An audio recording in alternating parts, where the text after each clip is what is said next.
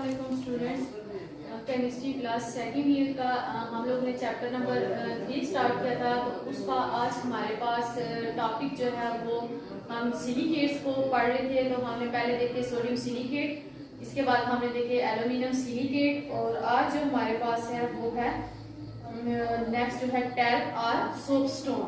अब ये हमारे पास जो टैल्क और सोपस्टोन है ये मिनरल्स हैं किसके, सिलिकॉन के, और इनका फार्मूला क्या है हमारे पास, इसे हम क्या कहते हैं, टैल्क, सोपस्टोन और मैग्नीशियम सिलिकेट। जैसे हमने सोडियम सिलिकेट पढ़ा, एल्यूमिनियम सिलिकेट पढ़ा, अब ये हमारे पास क्या है, मैग्नीशियम सिलिकेट। इसका हमारे पास जो फार्मूला है वो क्या है, MgSiO3।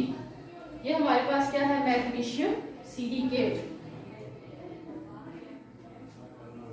अब कहते हैं कि इसको मैग्नीशियम सिलिकेट Mg3H2SiO3 इसको हम कॉमनली कहते हैं टैल्क और सोपस्टोन। अब इसको कहते हैं कि अगर हम इसको फिजिकली देखें तो फिजिकली क्या है कि ग्रेसी टू टच, यानी कि क्या है, अगर हम इसको टच करें तो ये चिकनाहट इसके लिए, जैसे सोप को टच करते हैं तो उसकी स्लिपरी टच होती है, इसी तरह इसकी भी होती है। इसके बाद इसके यूजेस हैं कि हम सोपस्टोन्स को कहाँ पे यूज करते हैं। तो इसका जो एक यूज है वो है कि इसके अंदर कॉस्मेटिक्स के अंदर हम इसको यूज करते हैं। कॉस्मेटिक्स यानी कि जो मेकअप की जितनी भी चीजें हैं उनकी फॉर्मेशन के लिए हम किसको यूज करते हैं, मैग्नीशियम सिलिकेट को। इसके बाद इसको यूज करते हैं हाउस होल्ड आर्टिकल, यानी कि घरेलू जो चीजें होती हैं उनको बनाने के लिए भी हम यूज करते हैं किसको, मैग्नीशियम सिलिकेट्स को। इसके बाद नेक्स्ट हमारे पास जो है वो है एस्बेस्टॉस। एस्बेस्टॉस भी हमारे पास किसका मिनरल है, सिलिकॉन का, और इसका हमारे पास जो फार्मूला है वो क्या है, एस्बेस्टॉस हमारे पास क्या है, hydrated calcium magnesium silicate. Hydrated calcium magnesium silicate, ये हमारे पास क्या है, एस्बेस्टॉस। अब वो कहते हैं कि इसको हम यूज कहाँ पे करते हैं, इसको हम कॉमनली यूज करते हैं किसकी फॉर्मेशन के लिए, फैब्रिक्स की फॉर्मेशन के लिए। आप कौन से फैब्रिक्स की फॉर्मेशन के लिए, उसकी फॉर्मेशन के लिए जो जिन्हें आग नहीं लगती, यानी कि इनकम्बस्टिबल मटेरियल की फॉर्मेशन के लिए। और हार्ड बोर्ड, ये सॉफ्ट बोर्ड वगैरह होते हैं, इनकी फॉर्मेशन के लिए भी हम किसको यूज करते हैं, एस्बेस्टॉस को। ये था हमारे पास silicate, magnesium silicate, calcium magnesium silicate, और साथ उनके यूजेस कि हम उनको कहाँ पे यूज करते हैं। अब जो नेक्स्ट हमारा टॉपिक है वो है हमारे पास सिलिकॉन्स। एक था हमारे पास सिलिकॉन, अब जो हमने नेक्स्ट टॉपिक स्टडी करना है वो है हमारे पास सिलिकॉन। आपने पढ़ा कि सिलिकॉन जो है हमारे पास ये किस ग्रुप से बिलोंग करता है, ग्रुप 4A का एलिमेंट है। कार्बन के बाद सिलिकॉन है, फिर जर्मेनियम है, टिन और लेड। तो कार्बन के बारे में पहले हमने देखा, उसके ऑक्साइड, इसी तरह सिलिकॉन के ऑक्साइड। अब हमने देखने कि सिलिकॉन हमारे पास क्या होते हैं, सिलिकॉन और सिलिकॉन्स दोनों में डिफरेंट है। सिलिकॉन सिंपली हमारे पास क्या है, Si, और सिलिकॉन हमारे पास क्या है, ग्रुप ऑफ कंपाउंड, यानी कि फिर वैरायटी ऑफ कंपाउंड, यानी कि सिलिकॉन ऑक्सीजन आपस में लिंक करते जाएंगे और इसके साथ सिलिकॉन की अपर साइड पे और ग्रुप भी अटैच होंगे। वैरायटी ऑफ कंपाउंड्स और ग्रुप्स ऑफ कंपाउंड्स को हम क्या कहते हैं, सिलिकॉन्स, या फिर जो सिलिकॉन डाइऑक्साइड का जो नेटवर्क होता है उसे कहते हैं सिलिकॉन। अब कहते हैं कि अगर हम इसकी केमिस्ट्री को देखें, सिलिकॉन की केमिस्ट्री और जो कार्बन है हमारे पास, इनकी केमिस्ट्री को देखें तो वो जो है वो सिमिलर है, क्योंकि ये दोनों एक ही ग्रुप से बिलोंग करते हैं। अब देखिए कि अगर हमारे पास कार्बन है तो हमने देखा था कि कार्बन जो है वो कौन कौन से ऑक्साइड बनाता है, कार्बन डाइऑक्साइड बनाता है, CO2।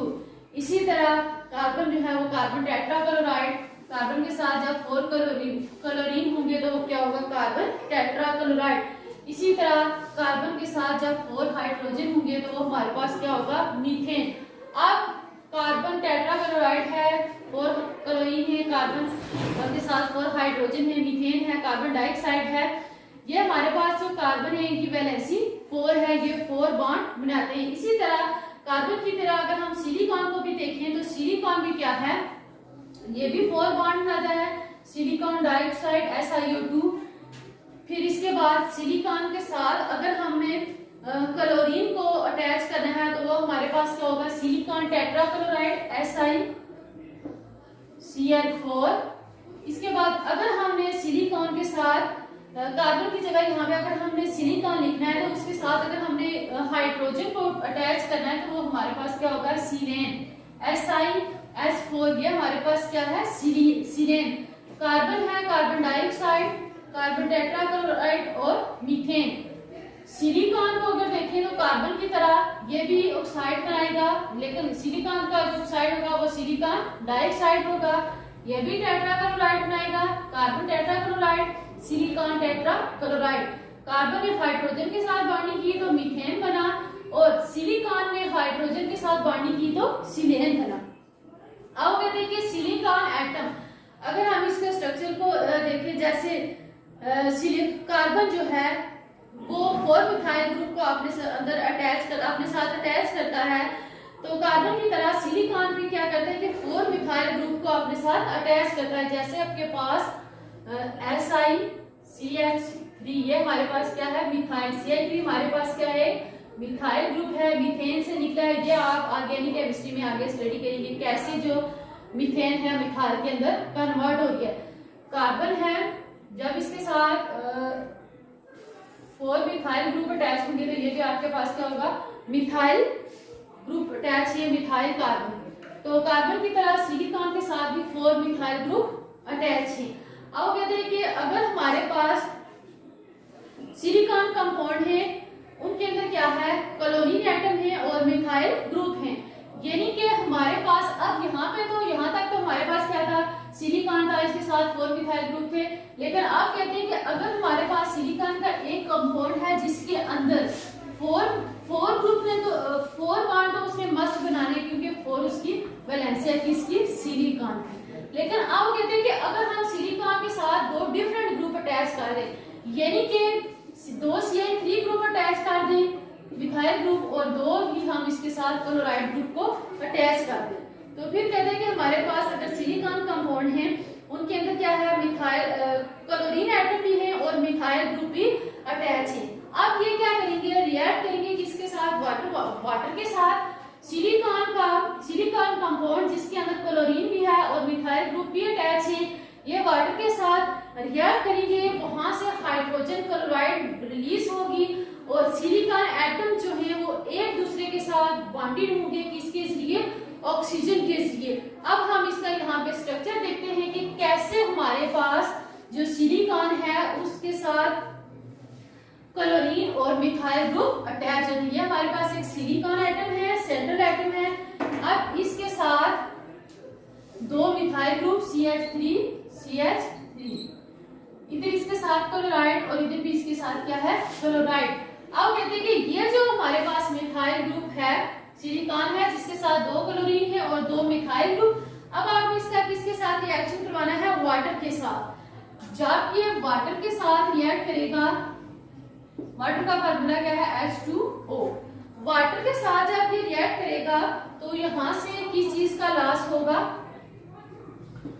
हाइड्रोजन क्लोराइड का। अब हमने यहाँ पे ये देखना है, ये सिलिकॉन और क्लोरीन बॉन्ड, यहाँ से बॉन्ड ब्रेक होगा, इधर भी सिलिकॉन और क्लोरीन के दरमियान जो बॉन्ड है वो ब्रेक होगा। फिर यहाँ पे जो न्यू बॉन्ड है, इसमें हमारे पास हाइड्रोजन और ऑक्सीजन को हमने देखना है कि आपके पास ये ऑक्सीजन है और ये हाइड्रोजन, इनका आपस में जो बॉन्ड है वो ब्रेक होगा। दूसरी साइड पे भी आपके पास ऑक्सीजन और हाइड्रोजन के दरमियान जो बॉन्ड है वो ब्रेक होगा। जब यहाँ से ये बॉन्ड ब्रेक होंगे तो क्या होगा कि ये आपके पास हाइड्रोजन और क्लोरीन दोनों आपस में रिएक्ट करके क्या चीज बनाएंगे, HCl। ये हमारे पास पार्शियल पॉजिटिव नेगेटिव है, ये पार्शियल पॉजिटिव और ये पार्शियल नेगेटिव। ये हमारे पास पार्शियल पॉजिटिव है, ये पार्शियल नेगेटिव, पार्शियल पॉजिटिव और पार्शियल नेगेटिव। अब क्या होगा कि यहाँ पे हमने HCl को यहाँ से निकालना है, तो ये क्लोरीन, हाइड्रोजन और क्लोरीन और दूसरी साइड पे भी हाइड्रोजन और क्लोरीन आपस में मिलकर क्या चीज बनाएंगे, HCl। और हमारे पास जो ऑक्सीजन है, सिलिकॉन एटम जो हैं वो ज्वाइन होंगे एक दूसरे के साथ, वो किसके जरिए होंगे, ऑक्सीजन के जरिए। अब हमने देखना है यहाँ पे हमारे पास जो चीज बनी है वो क्या है, silicon as it is, methyl group आपने उसके साथ एज इट इज लिखने, लेकिन जो चेंज आ रही है वो किसके अंदर आ रही है, आपने यहाँ से क्लोराइड और हाइड्रोजन को रिप्लेस करना है, ठीक है। अब आपके पास ये चीज बन गई, ठीक है। अब आपने नेक्स्ट स्टेप में क्या करना है कि इसी तरह का एक और मॉलिक्यूल लेना है और उनका आपस में, इन दो का आपस में रिएक्शन करवाना है। ये जो आपके पास बना, आपने सिलिकॉन जो था इससे क्लोरीन को रिप्लेस किया, क्लोरीन हाइड्रोजन के साथ मिलके HCl बनाया, हाइड्रोजन क्लोराइड बनाई, और बाकी हमारे पास जो सिलिकॉन ऑक्सीजन के दरमियान क्लोरीन की जगह सिंपली किसकी एडिशन हो गया, OH ग्रुप की। अब हमने क्या करना है कि इस तरह के दो और ग्रुप्स को आपस में कंबाइन करना है। यहाँ पे ये आपके पास क्या है, H,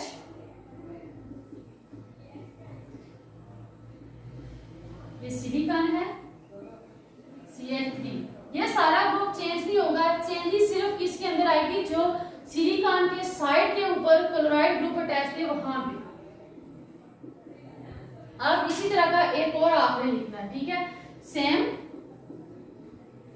सिलिकॉन CH3 CH3OH, ये सारा ग्रुप एज इट इज लिखा। अब यहाँ पे जो चेंजेस आएंगी वो क्या होंगी कि इधर आपके पास सिलिकॉन और ऑक्सीजन के दरमियान बॉन्ड बना, ये आपस में दोनों अलग अलग है। हमने क्या करना है कि यहाँ पे सिलिकॉन और सिलिकॉन को एक दूसरे के साथ कंबाइन करना है, लेकिन ये एक दूसरे के साथ कैसे ज्वाइनिंग करेंगे, with the help of oxygen. अब यहाँ से क्या होगा, डिहाइड्रेशन होगी, इनके वाटर का लॉस होगा, एक साइड से H और दूसरी साइड से OH, ये दोनों मिलेंगे और आपस में क्या चीज बनाएंगे, वाटर मॉलिक्यूल, H CH3, ये सिलिकॉन, ठीक है, CH3 ऑक्सीजन, ठीक है। अब ये ऑक्सीजन इधर आपके पास ये H था और ये OH, ये यहां से निकल गया, इसने क्या चीज बना दी, H2O। बाकी ये क्या है, सिलिकॉन